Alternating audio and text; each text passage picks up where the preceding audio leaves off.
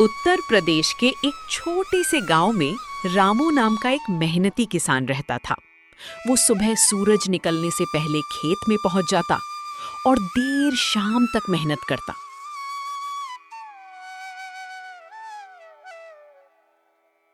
लेकिन इस साल बारिश बिल्कुल नहीं हुई। खेत सूख गए, फसल बर्बाद हो गई और पूरे गांव में चिंता फैल गई। एक शाम रामू उदास होकर अपने सूखे खेत के बीच बैठा था। तभी अचानक तेज हवा चली।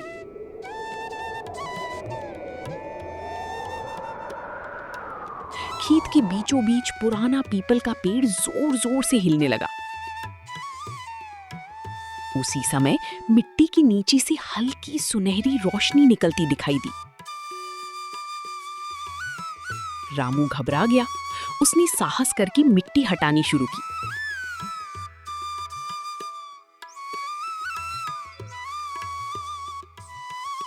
कुछ ही देर में उसे एक पुराना लोहे का संदूक मिला, जिस पर अजीब निशान बने हुए थे।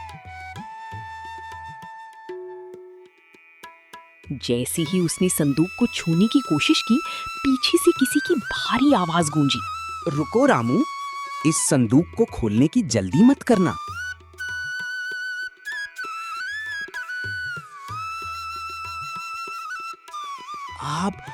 आप कौन हैं और आपको मेरा नाम कैसे पता?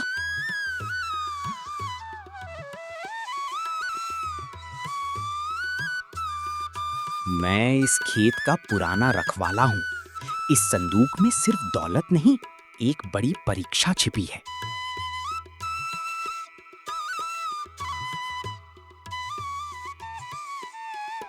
अगर इससे मेरे गांव और खेत बच सकते हैं, तो मैं हर परीक्षा देने को तैयार हूं।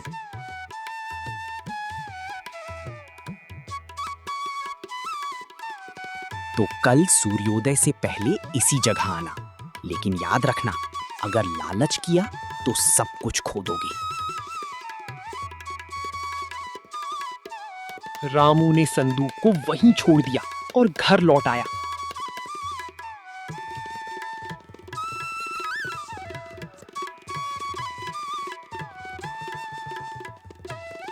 पूरी रात उसे नींद नहीं आई। उसके मन में एक ही सवाल था, आखिर उस संदूक में क्या है?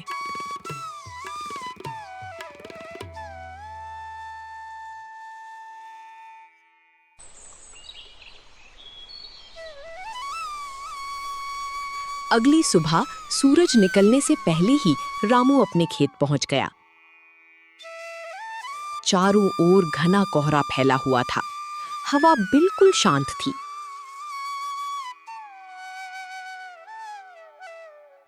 पीपल के पेड़ के नीचे वही पुराना संदूक रखा था और उसके पास वही रहस्यमयी बूढ़ा खड़ा था।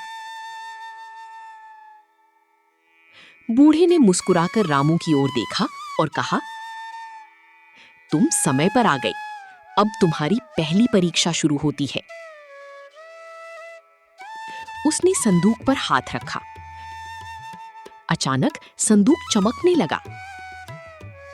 उसके ऊपर बनी रहस्यमयी निशान सुनहरी रोशनी से दमक उठे। धीरे धीरे संदूक खुला, लेकिन उसके अंदर सोना चांदी नहीं था।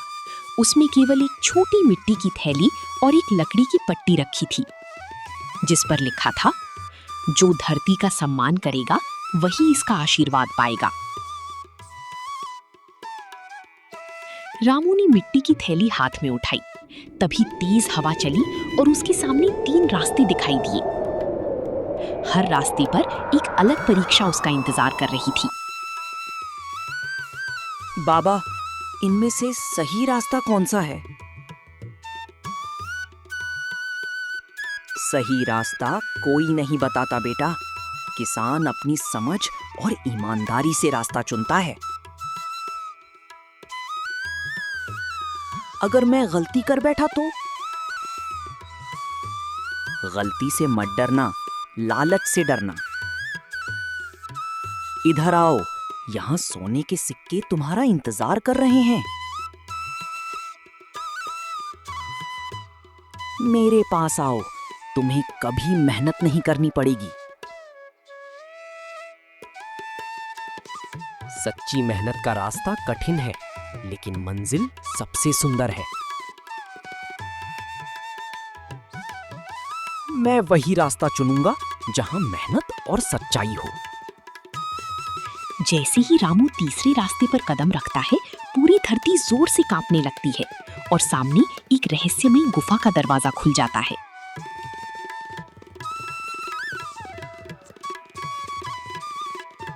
गुफा के अंदर से एक चमकदार रोशनी निकल रही थी।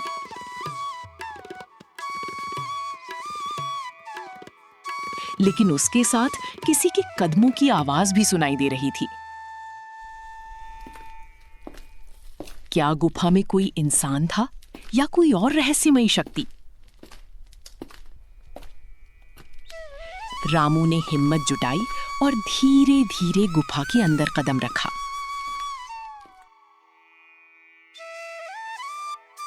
जैसे जैसे वो आगे बढ़ा, दीवारों पर बने पुराने चित्र अपने आप चमकने लगे। उन चित्रों में ऐसे किसानों की कहानी थी जिन्होंने अपनी मेहनत और ईमानदारी से सूखी धरती को फिर से हरा भरा बना दिया था। अचानक गुफा का दरवाजा अपने आप बंद हो गया। चारों ओर सन्नाटा छा गया।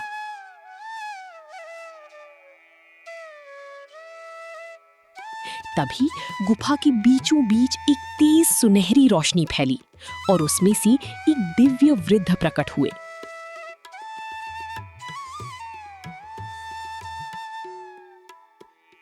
उनके हाथ में एक छोटी सी मिट्टी की डिब्बी थी जिसमें चमकते हुए 5 अनोखे बीज रखे थे।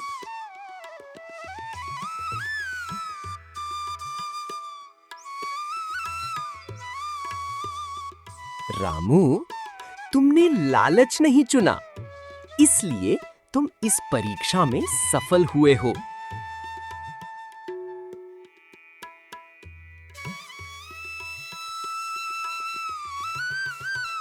महाराज, ये बीज इतने चमक क्यों रहे हैं?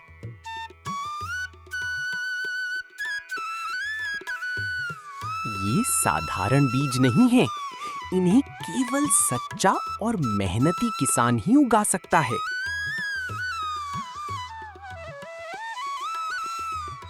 अगर इनसे मेरा गांव बच सकता है तो मैं अपनी पूरी जान लगा दूंगा।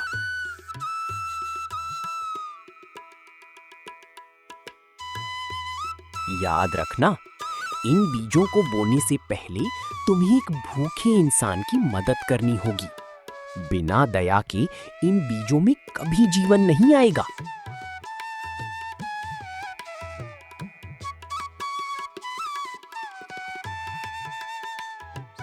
तभी गुफा जोर से हिलने लगी।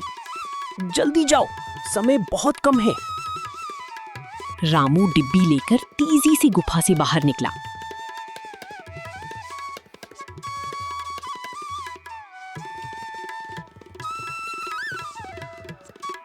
जैसे ही वो खेत की ओर बढ़ा, उसने रास्ते में एक बूढ़ी यात्री को देखा जो कई दिनों से भूखा प्यासा था और चल भी नहीं पा रहा था। रामू के पास घर के लिए बची हुई केवल 2 रोटियां थीं। एक पल के लिए वो सोच में पड़ गया। अगर वो रोटियां दे देगा तो उसके अपने परिवार के लिए क्या बचेगा? बेटा, अगर थोड़ा सा खाना मिल जाए तो मेरी जान बच सकती है।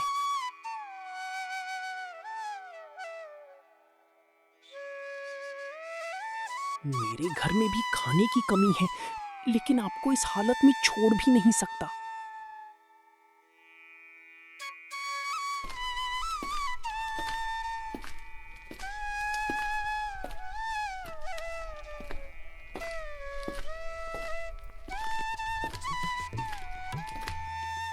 रामू ने बिना देर किए अपनी दोनों रोटियां उस बूढ़े को दे दी।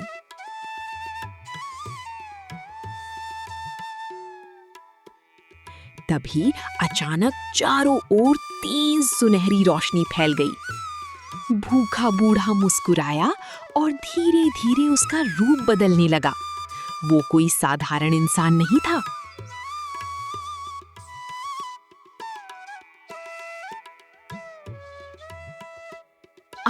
वो कौन था और क्या अब जादुई बीजों का असली रहस्य सामने आएगा?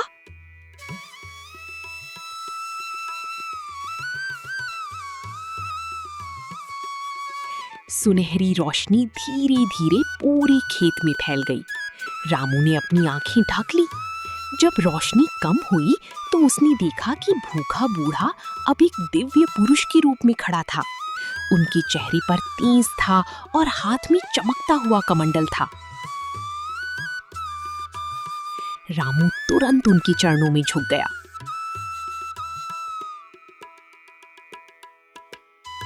दिव्य पुरुष मुस्कुराए और बोले, रामू, तुमने अपनी भूख से पहले किसी और की भूख मिटाई। यही एक सच्चे किसान की पहचान है।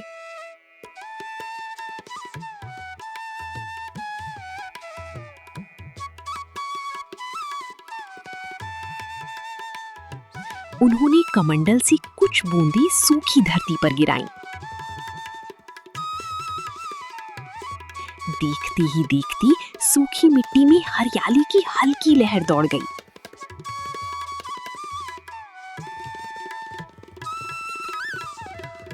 लेकिन तभी आसमान काले बादलों से घिर गया। तेज आंधी चलने लगी और दूर पहाड़ी की तरफ से एक काले कपड़ों वाला रहस्यमयी आदमी खेत की ओर बढ़ने लगा।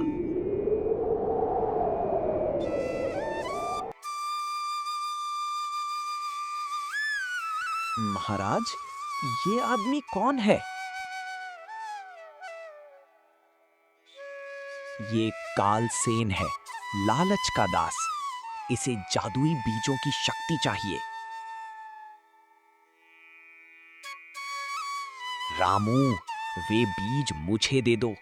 बदले में मैं तुम्हें सोने के महल और अथाह धन दूंगा।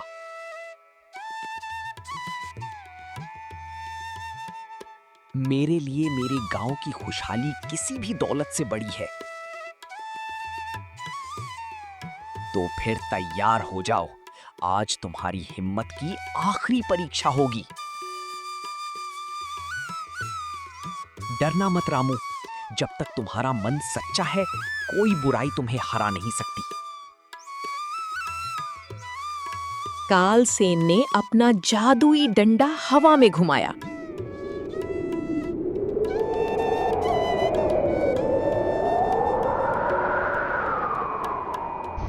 अचानक काले धुएं से बने विशाल भेड़िए खेत को चारों ओर से घेरने लगे। रामू ने कांपते हाथों से जादुई बीजों की डिब्बी को कसकर पकड़ लिया। तभी डिब्बी अपने आप खुल गई और उसमें से एक चमकता हुआ बीज हवा में उड़कर खेत के बीच जा गिरा।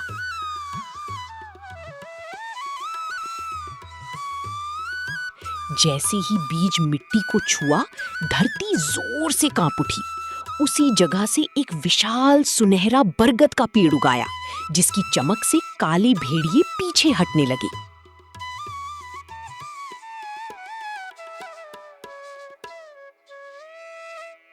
लेकिन कालसेन अभी भी नहीं रुका। उसने अपनी सबसे भयानक शक्ति का इस्तेमाल किया।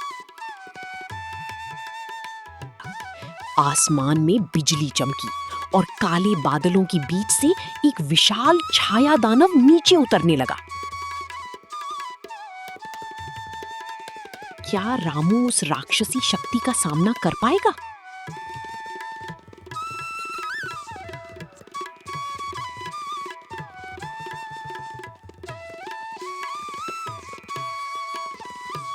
उसकी लाल चमकती आंखें देखकर गांव वाले डर के मारे अपने घरों में छिप गए।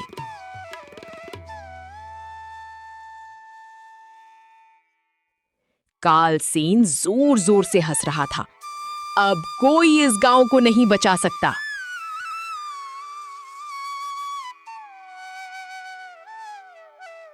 लेकिन रामू पीछे नहीं हटा। उसने जादुई बीजों की डिब्बी को अपने सीने से लगा लिया। तभी सुनहरा बरगद तेज रोशनी से चमक उठा और उसकी शाखाओं से प्रकाश की किरणें निकलने लगीं।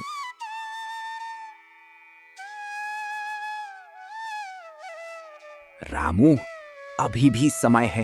बीज मुझे दे दो, नहीं तो तुम्हारा गांव मिट जाएगा।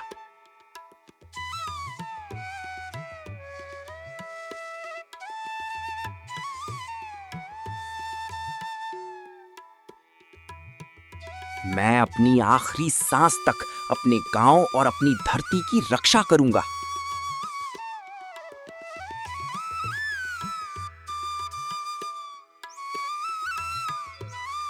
इंसान, मेरी शक्ति के सामने कोई नहीं टिक सकता।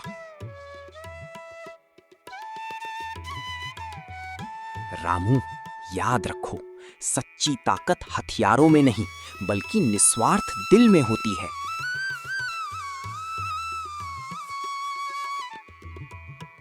अगर मेरी मेहनत और सच्चाई में शक्ति है तो आज बुराई की हार तय है। रामू ने डिब्बी से दूसरा जादुई बीज निकाला और पूरे विश्वास के साथ उसे खेत की मिट्टी में बो दिया।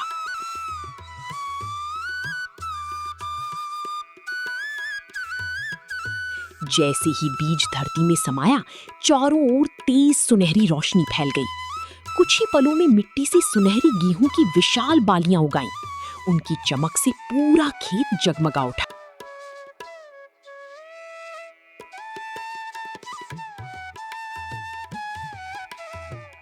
सुनहरी रोशनी छाया दानव से टकराई। वो दर्द से चीखने लगा और उसकी काली शक्ति धीरे धीरे कमजोर पड़ने लगी।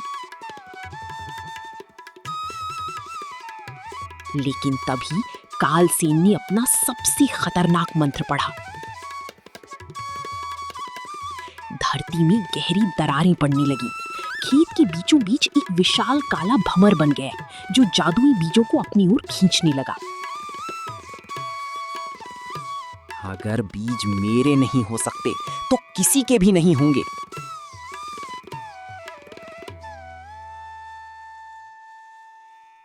नहीं, ये बीज पूरे गांव की उम्मीद है।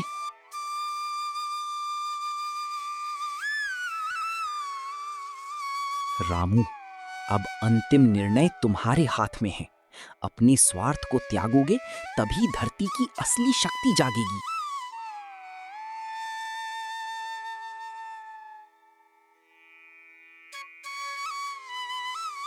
रामू ने बिना एक पल सोचे जादुई बीजों की पूरी डिब्बी उठाई और काली भंवर की ओर दौड़ पड़ा।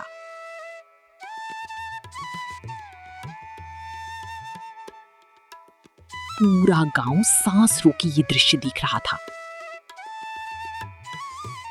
क्या रामू अपने प्राणों की परवाह किए बिना गांव को बचा पाएगा?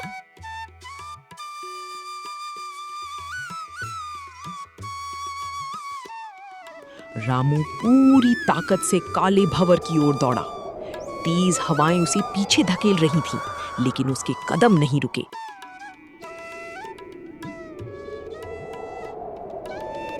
पूरे गांव की उम्मीद अब उसी पर टिकी थी। जैसे ही वो भंवर के किनारे पहुंचा, उसने बिना किसी डर के जादुई बीजों की डिब्बी हवा में उछाल दी।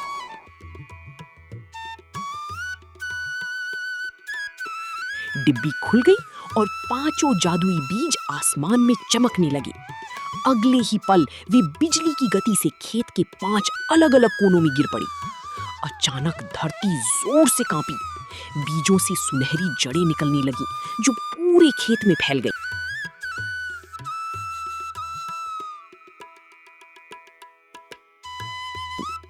देखते ही देखते काला भंवर सिकुड़ने लगा और उसकी काली शक्ति मिट्टी में समा गई। तभी तेज बारिश शुरू हो गई। महीनों से सूखी धरती पानी की बूंदों से भीगने लगी। खेतों में नई हरियाली उगाई और पूरे गांव में खुशी की लहर दौड़ गई।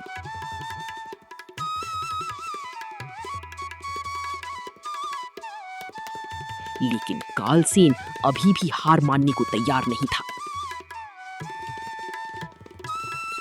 नहीं, मेरी सारी शक्ति खत्म नहीं हो सकती।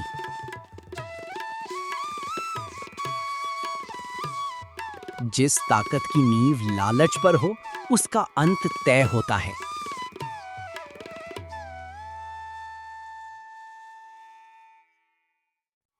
रामू, तुम्हारे त्याग ने धरती माता को प्रसन्न कर दिया है। अब बुराई का अंत निश्चित है।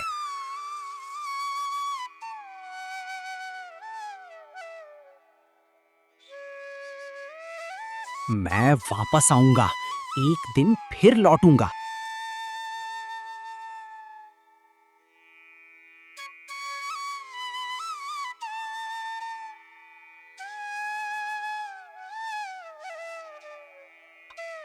जब तक इस धरती पर मेहनती और ईमानदार किसान रहेंगे, तुम्हारी बुराई कभी जीत नहीं पाएगी।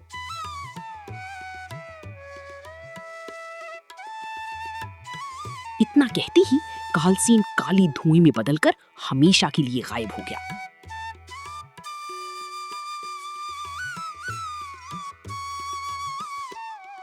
बारिश लगातार होती रही। कुछ ही दिनों में सूखी खेत लहलहाने लगी। गेहूं की सुनहरी बालियां हवा में झूमने लगी। गांव के लोग खुशी से नाचने लगे।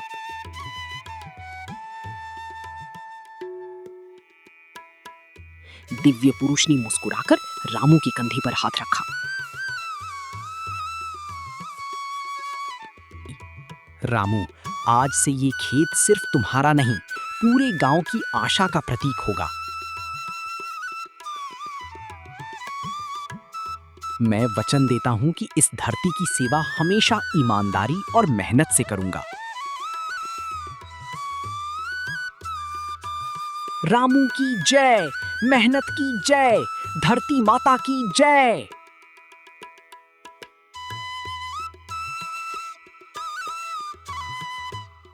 उस दिन के बाद गांव में कभी अकाल नहीं पड़ा। रामू की कहानी दूर दूर तक फैल गई और लोग समझ गए कि सच्ची दौलत सोना नहीं, बल्कि मेहनत, ईमानदारी और दूसरों की भलाई है।